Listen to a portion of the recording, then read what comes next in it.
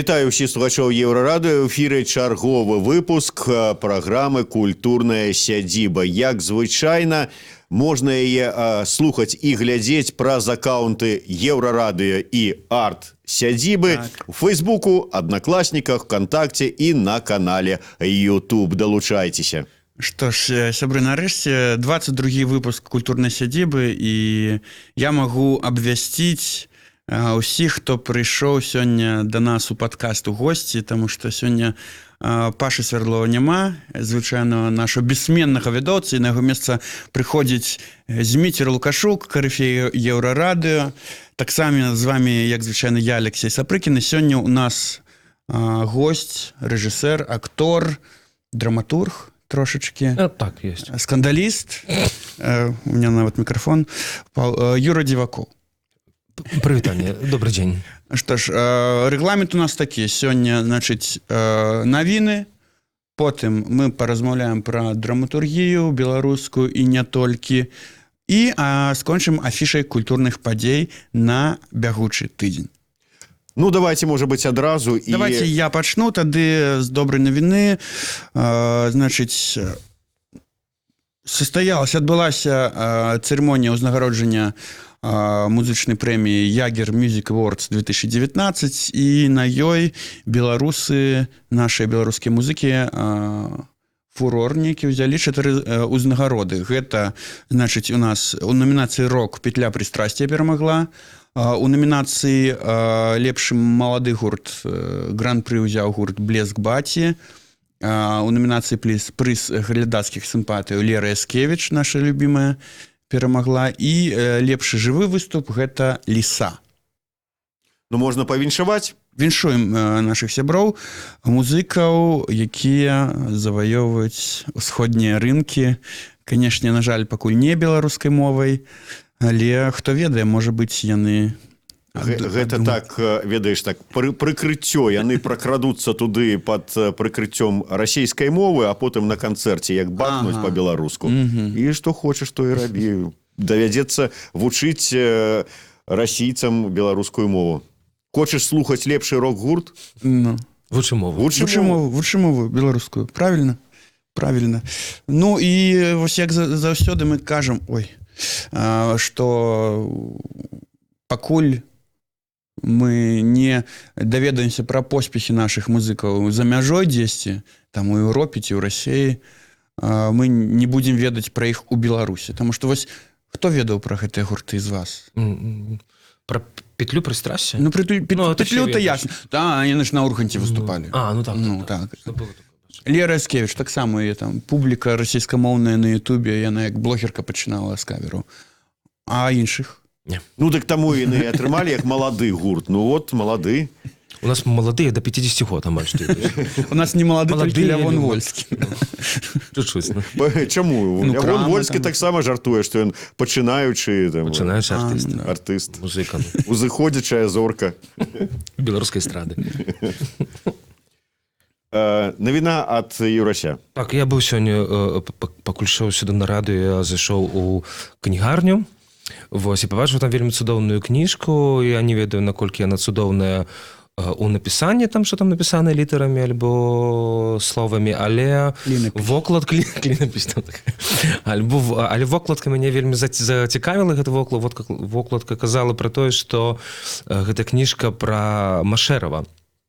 Вось, і вельмі было б добра, і вельмі было б цікава, каб гэтая тэма неяк узнавілася, узбудзілася на сённяшні час, і штосьці мы з гэтым маглі неяк папрацаваць, альбо проста назіраць, альбо зняць фільмы, альбо там ладзіць нейкія канцэрты, альбо адкрыць нейкія дакументы, альбо што-небудзь яшчэ. Так што за кніжка? Ну, гэта кніжка, яна прысвечана, я так разумею, проста жыццю Машэрава, і там вельмі дзіўна, што можна проста было б узнавіць нейкія такія цікавыя рэчы, там, жыцця, альбо там жыццярыса такога дзіўнага чалавека, напрыклад, да?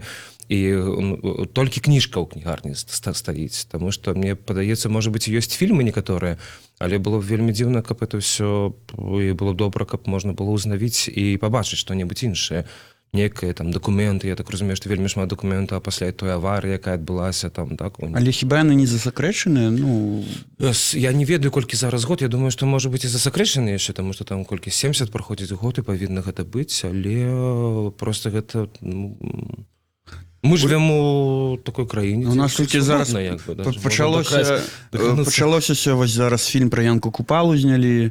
Тут пакуль да Машэрава дойдуць. Ну, можа там толькі Янка Купала пачынае. Не, ў любым выпадку, я думаю, што гэта добрая навіна, таму што, вот паглядзіце, так жыццё ёсць, што, вот, да прыкладу, мы што-то ведаем, там, скажем, ці людзі старэйшага пакалення штосьці ведаюць добра, выдатна, там, пра гісторыю там, пра Машэрава, там, можа, там чыталі што-небудзь.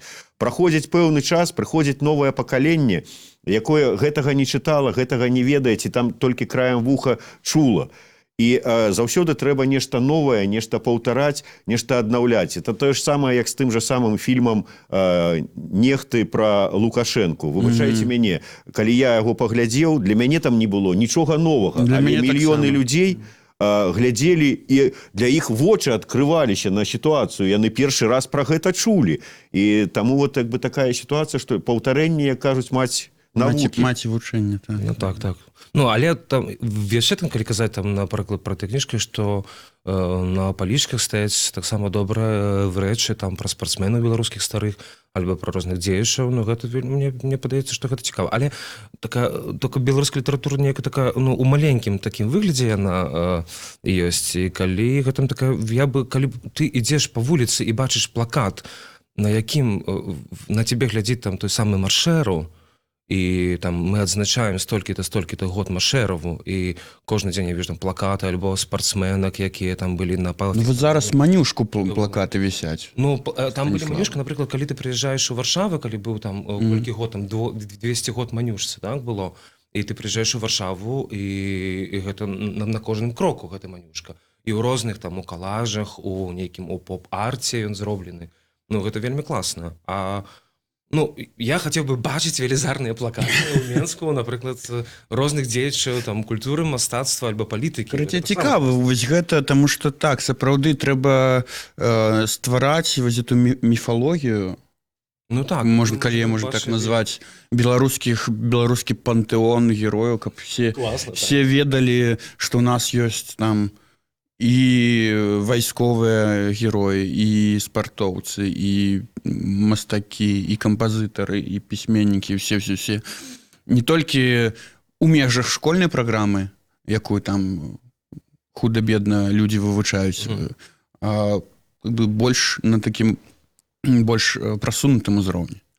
Ну, я думаю, в любым выпадку выдатная навіна ад Юрыя, таму што, вот, глядзі, для маладога пакалення, якое жыве ў гаджетах і інтэрнэце, адразу адкрыццё, што, аказваецца, у нас тут ёсць кніжныя крамы, у якія можна зайсці. Не, можна, конечно. І там вельмі шмат цікавага, таго, пра што вы у Твітары не прачытаеце, і фоткі чаго ў Інстаграме не пабачыце. Так што... Трэба рабіць такія цішоткі з выглядам Машэрава, якога-небудзь там яшчэ, альбо ты ж самых вайскоўцах, гэта будзе вельмі класна, мне падаецца. Ну, Караткевіч ёсць. Таму усе гледачы, якія глядзяць нас пра сацыяльныя сеткі, пасля прагляду падкасту, выходзьце з вашых дамоў, я не ведаю, дзе вы глядзіце гаджетаў, і накіроўвайцеся ў кнігарні, купляйце кніжкі і чытайце. Кнігі ёсць яшчэ да гэтага часу, і іх вельмі цікава чытаць, сапраўды. Не ведаю, наколькі ўжо навіна, але 22 лістапада ў Вільні праходзіла акцыя, мерапрыемства па перапахаванню парэшткаў Кастуся Каліноўскага і іншых паўстанцаў. Да герояў вось Беларусі. Да, акурат да герояў Беларусі. Я таксама там прысутнічаў. Як яно там было? Таму што трансляцыі, я глядзеў 8-гадзінную гэтую трансляцыю, класна, вось як па мне, але вось хочацца, канешне... Атмасфера, канешне, вельмі. Колькі там было беларусаў, я вот не магу сказаць. Як на мой погляд, некалькі тысяч. Гэтымі нашымі нацыянальнымі сцягамі, бел-чырвона-белымі, там было ўсё проста расфарбаванае. вельмі добрая атмасфера, нягледзячы на тое, што было вельмі холодна, але такая вот цеплыня. І як вот правильно напісаў сёння лідар Дзецюкова Алесь Дзянісаў, калі пачалі выносіць труны, вот просто слёзы на вачах, так усё скамянулася, вельмі выдатная атмасфера, гонар за нацыю, вельмі кранальныя і добрыя словы ад Кандрусевіча.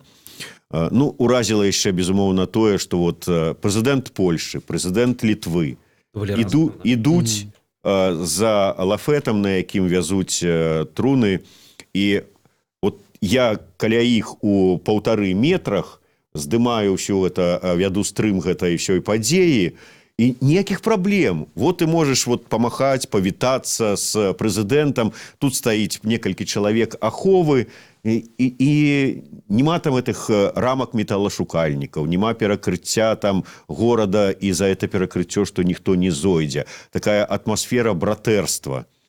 Вельмі выбітная. Не ведаю, наколькі вот тое, што я зараз кажу, падыходзіць пад культурніцкія навіны. Вот можна, Юрась, на ваш погляд, увогуле этую падзею перапахавання зараз вот аднесці да культурніцкай навіны?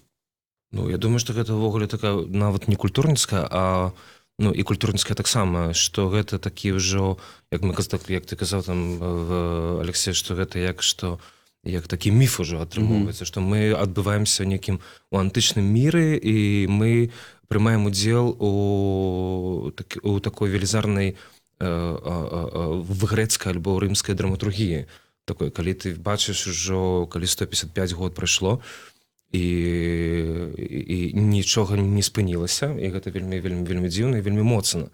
Вось, і хто там ляжыць у труне, мы не бачым, так? Але мы ведаем, што нейкі такая моц, наша моц веры ў тое, што там ёсць, і хто там ёсць, і што гэта было, гэта вельмі, ну, вельмі моцна. Гэта нават больш, чым за культуру. Ну, культура такая вельмі, яна проста ёсць некае абмежаванне, а тут нейкі велізарны дух у чагосьці. Не, я нават пра тое вось кажу, што з пункту гледжання арганізацыі гэтага ўсяго, як все там сцэнарнага, як это все па частках было разбіта, там тут, значыць, імша, а тут урачыстасці, тут ідзе та калёна па горадзе. Это ж таксама трэба было арганізаваць, і над гэтым трэба было працаваць пэўны час, як зрабіць так, каб все гэта было выглядала прыстойна і урачыста, і таму, я думаю, людзі культуры над гэтым працавалі. Ну, безумоўна. Ведаеце, вот я просто... Вы ж чулі ўсе гэтыя спрэчкі напярэдадні наконт таго, каб у Беларусі перазахаваць парэшткі Каліноўскага і астатніх паўстанцаў. Я просто... Я за гэта, каб было на Беларусі. Но я уявіў сабе, калі б вот гэта пахаванне адбывалася ў Беларусі. Вот як бы гэта выглядала? Вот ці было б гэтая урачыстасць, ці было б гэтая такая блізкасць, калі ты вот ідзеш, як я кажу, вот побач з тымі ж самымі прэзідэнтамі, ніякіх перашкодаў. Все вот такое, як быццам бы, вот мы ўсе разам, мы адзін народ, мы простыя людзі. Добра, а вось дзе б яно было? Вось у якім месцы Беларусі? Тэрытарыяльна. У Свіслачы, у Менску, дзе? Ну, у любым выпадку, я думаю, што дзе б гэта не было, я просто уяўляю сабе, вот, калі такія афіцыйныя мерапрыемствы арганізоўваюць нашы афіцыйныя арганізатары, як бы гэта выглядала. Ну, я думаю, што добра, што гэтага не адбылося. Адбылося там на гістарычнай Вільні, там і ўвогуле на сённяшняй Вільні. І калі яна там ёсць, можна ўжо нават проста пакінуць тут. Добра, што, можа, это не тут адбылося, каб мы потым ніхто не расстраиваўся там і такое, не казаў, што о, Боже, як это было дрэнна, тра-та-та, ніхто нікого не пусціў, не давалі там адкрываць. Добра, што все было вільна, цудоўна, все. Хлопцы пахаваныя, перазахаваныя, это парэшткі. Колькі людзей было затрымана за бел-чырвона-белыя сцягі. А мы гэтага не чуем. Мы ведаем, што гэтыя хлопцы офіцыйна, нармальна, з такімі пачэснасцямі. З такімі пачэснасцямі проста леглі ў зямлю, і гэта вельмі добра. Ну, як бы гэта дзіўна не гучала, легче... Мы тут трошкі зацягнулі з нашымі навінамі, таму я ўжо запрашаю і прапаную перайсці да нашай наступнай часткі, у якой мы размаўляем пра нас з вамі, пра беларускі тэатр, драматургію, пра фестываль польскай драматургіі у перакладзе на беларускую мову, які зараз адбываецца ў Менску пасля нашай традыцыйнай музычнай застаўкі.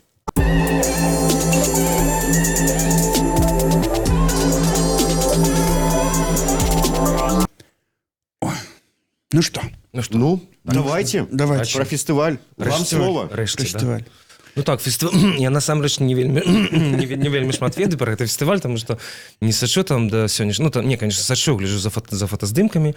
Вось, гэта ўсё адбылося з таго, што ўлетку пачалося з сустрэчы драматургаў, перакладчыкаў у Каптарунах, дзе збіраліся розныя людзі, там быў і фестываль, перакладчыцкі фестываль, і фестываль там яшчэ чагосьці, я не памятаю, там тэатральны у нейкім сэнсе, там што там адкрылася тэатральная пляцоўка ад Артура Клінава там, да, у гэтай арт-вёсцы.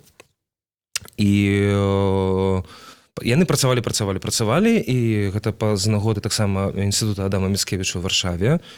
І сённяшняга 19 лістапада па 26 лістапада, сёння перадапошні, заўтра апошні дзень гэтага фестываля, адбываюцца сцэнічныя чытанні ў розных лакацыях Мінска, дзе драматургі таксама прыехалі з Польшы, перакладчыкі і рэжысёры, акцёры в розных лакацыях робяць такую вось велізарную імпрэзу.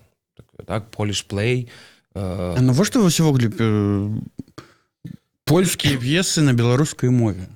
Ну, што хіба няма беларускай драматургіі? Не, ну ты ведаеш, можа быць, тут справа ў тым, што навошта тады нам антычная там драматургія? Не, я проста зараз... Вельмі добра, што мы ж, каб можна было пашырыць, як бы гэта па-школьнаму не гучала, такі позірк увогуле на драматургію і на літаратуру, і на культуру, на мастацтва розных краін. Тым больш, што яны тут суседзі нашыя, і вельмі дзіўна, і вельмі добра, што гэта адбываецца. Што ёсць тая літаратура, якую я магу параўноўваць з нашай там літаратурай, альбо драматургію беларускую параўноўваць з драматургіяй польскай.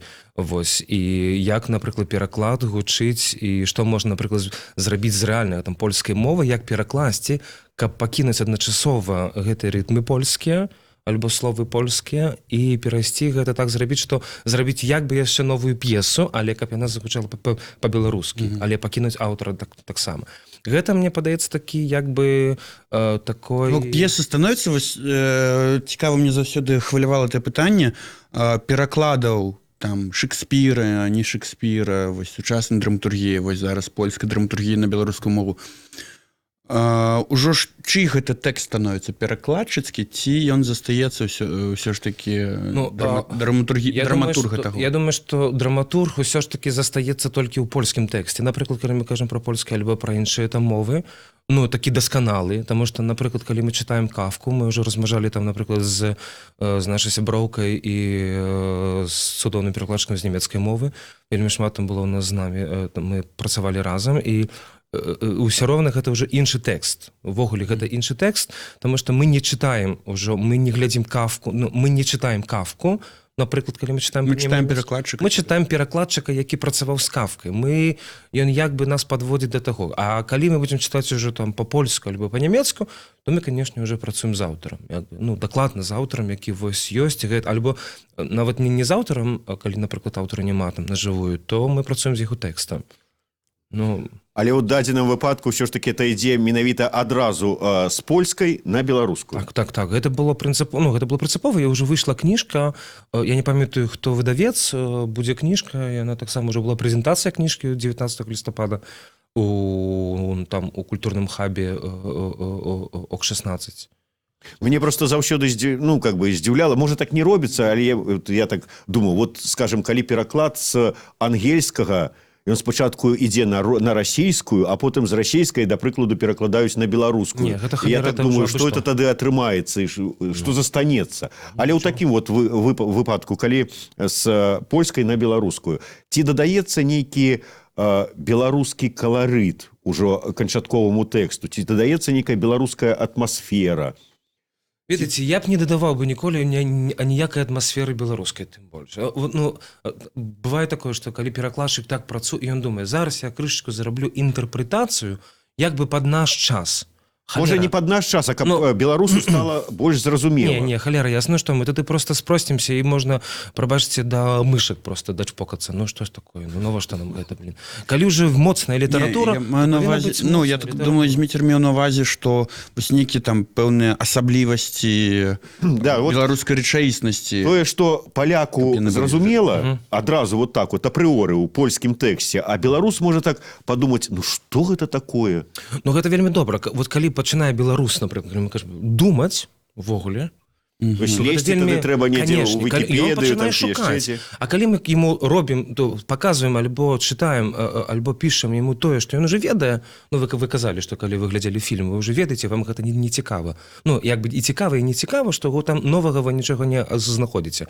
А калі чалавек глядзіць штосьці новае, і ён не разумее, што гэта дакладна такое ёсць, і ён пачынае ў гэтым шукаць у гэтым, у сябе, у знаёмых, перамаўляць там, альбо знаёміцца з іншым матэрыялам на гэтую тэму. І гэта вельмі моцна. А калі мы проста матэрыял падаем той, які ён ёсць, альбо перапрацоўваем яго на гэты лад, які ў нас сёння атрымоўваецца, гэта становіцца вельмі проста. Тэатр гэта вельмі непростая рэч, і літаратура дакладна непростая рэч, і ўвогуле чалавек вельмі непростая рэч, біялагічны, трасеалагічны і механіскапічны. Ну, гэта вельмі цудоўная рэч, калі я так, як напісаў аўтар, я працую, каб гэта было насамрэч тая гісторыя, так? Ну, такая, каб яна заставалася тая моц у аўтара, якая яна ёсць. І так яе перакласці альбо зрабіць на беларускую, альбо там на расійскую, альбо там на украінскую мову. Ну, у мяне была праца, напрыклад, з украінскім тэкстам, з славацкага. Я не ведаю славацкай мову, але пачытаць можна. І паразумець, там, працаваць там з ім крышачку. І мы, адзінае, што мы рабілі, калі ўжо працавалі з артыстамі, мы проста дадавалі некаторыя рэчы, якія датычацца Кіева, так? Там, напрыклад, ёсць такі могілкі, які называецца Байкава, так? А там проста, напрыклад, там аўтар напісаў, ён проста ідзе на могілкі. А мы дадалі, што ён ідзе на Байкава. Гэта проста канкрэтнае месца, каб гледачу было яшчэ больш блізка гэта, напрыклад. Но гэта ўжо не датычыцца пераклада. Это ж датычыцца проста працы артыста, рэжысёра, мастака і гэтак далей. Ну, трэба рабіць вельмі такую, каб было вельмі цяжка гледачу. Я за гэта. Вот так вот. Все кажуць, трэба спрашчаць, каб было больш прасцей, і ўвогуле, как бы, гаварыць твітамі, там, по-абмежавану. Не, можна по-рознаму. Цікава, да, кліпавае мысленне зараз. Не, можна вельмі по-рознаму, тому што... Як яны будуць глядзець цяжкія рэчы, калі больш за 7 хвілін і чытаць кнігі, напрыклад. Ну, нормально. Яны паглядзяць 7 хвілін і сыдуць. Гэта дастаткова ім. Потым 8 хвілін. Ужо яны будуць моцныя на 8 хвілін. Потым на 9, на 10 і гэтак далей. Ну, 13 максимум. Это тым, хто хоча працаваць над сабой. Ну, так это класна. Это як у спортзалы ісці спачатку. Мы ж не будзем нікога там прымушваць за тое, што ты павінен працаваць над сабой, ты не павінен... Ну, паспрабуйце там маленькага дзіцяці. Ты павінен. Ха-ха-ха, нічога не будзе. Мне падаецца такое. А можна мне яшчэ такое вот правакатыўнае пытанне? Часам вот іду, гляжу на афішы, ну і чытаю там аўтар, там, скажем, вот такі-то замежны, там, англійскі, там, польскі, украінскі. У тэатры, да. І так думаю, а што, вот сваіх, што ли, вот нема вот тэкстаў, якія можна браць, працаваць з імі і ставіць спектаклі? Ну, я думаю, што ёсць. І зараз гэта адбываецца, напрыклад, там, у Купалаўскім ідзе спектаклі па Баршчэўскаму. По Баршчэўскаму ідзе? Я не ведаю. Шляхціц, Завальня, потым ідзе па гэта. Ну, ёсць аўтары, конечно, безумоўна. Просто, напрыклад, у тэатры лялек ідзе Караткевіч. Добра, мы зараз усе называем імёны, а маладыя, а вот зараз, сучасныя. Не, ёсць сучасная драматургія, чаму людзі пішуць, і гэта больш, конечно, блізка да таго, што адбываецца толькі такі ў рамках лабараторных, конечно, можа быць, альбо у тэатры беларускай драматургіі, мне падаецца, там ёсць некія Ну, вось, тэксты, якія гучаць на тым тыдні рэжысэр купаўскага тэатра Віталь Краўченко, Так. ёсць такі, да? у акадэміі там, так? Штосьці. Ён у Фейсбуку напісаў пост пра акурат вось эту беларускую драматургію, хто яны, што яны, ці ёсць. І там пад ім пачалося такое абмеркаванне, дыспут, Стрэльнікаў Алексей. Вот рэжысёр задае пытанне, ці ёсць драматургі? Не, ну я думаю, што ён, безумоўна, ведае. То есть ты хочаш сказаць, І што Стрэльнікаў там, правакацыя. І Стрэльнікаў пачаў з такого тэарэтычна, вось ёсць драматургія першай хвалі, там Елена Попова, там та-та-та-та, вось сучасная беларуская драматургія, гэта там Сцешык, Багуслаўскі і гэтак далей. Дасько, Прэшко і ўсе гэтыя самі.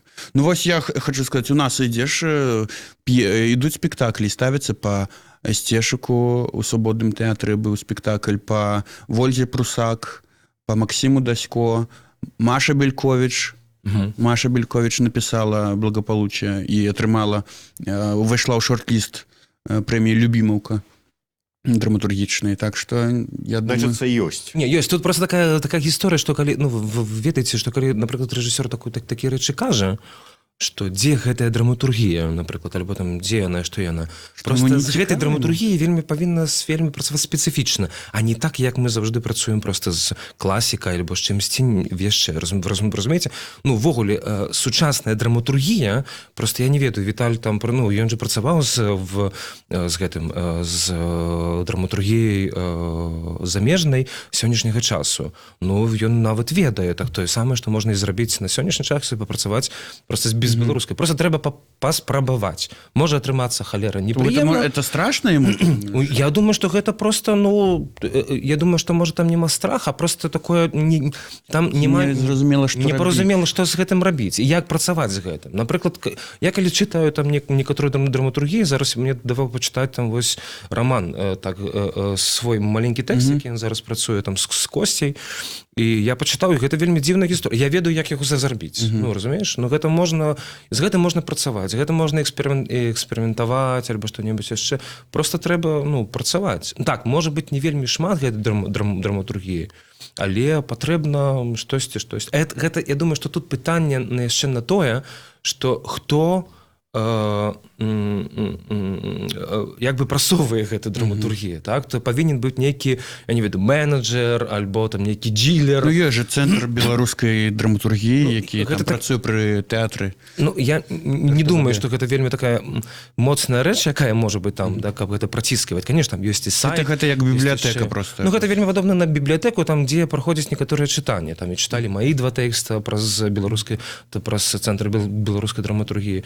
Але трэба павінна зрабіць, ну, нейкі, каб быў такі менеджмент драматургіі. Таксама літаратура, там, кніжкі. Бач, праблема менеджмента ўвогуле хвалюе ўсіх. І музыканты кажуць, што адсутнічае у нас нармальны шоу-біз менеджмент і драматургі, і акторы, рэжысэры, все што заўгодна. І фатографы мне казалі, што выставы няма каму арганізоўваць, і мастакі. Вось мы да існасці дайшлі, што патрэбны нам усім менеджер адзін на ўсіх. Не, аднаго мала. Не, аднаго мала.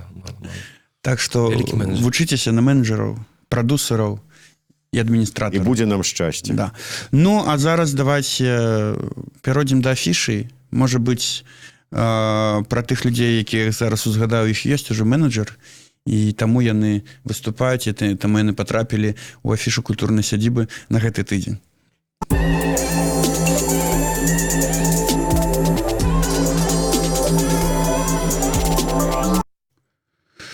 Ну што ж, ведаеце што, сябры, я падрыхтаваў некалькі падзеяў. 26-го, гэта ўжо што, заўтра? Заўтра будзе канцэрт Дмітра Вацішкевіча да дня народзінаў у Владзіміра Караткевіча. У Палацы культуры МАЗ 19:00. Прыходзьце, там ён заспявае ўсе свае хіты на вершы Владзіміра Караткевіча, гэта «Дзе мой край», гэта «Заяц варыць піва», «Архангелы» і гэтак далей. Як вам творчасць увогуле? Караткевіча альбо Вацішкевіча. Он такі вось беларускі, мне здаецца, Стас Михайлов такі.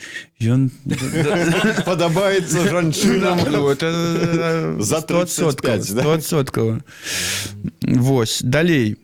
Таксама 27-17 гадзіне адкрыццё экспазіцыі «Залатая раніца беларускага адраджэння» адбудзецца ў Дзяржаўным музеі гісторыі беларускай літаратуры. Пра 20-е гады, пра беларускае адраджэнне, калі была гэта беларусізацыя і гэтак далей. 27-го таксама экскурсія па выставе «Неафіт» ад Юры Шуста. То бок выстава закрываецца, і аўтар выставы Юры Шуст праводзіць экскурсію для тых, хто паспеў або не зразумеў без экскурсіі, што там жа і выстаўлена. У Нацыянальным мастацкім музеі «Сусвет» Язэпа Драздовіча 29 лістапада, а 17 пачынаецца. Гэта адкрыццё новага раздзелу пастаяннай экспазіцыі. Вось.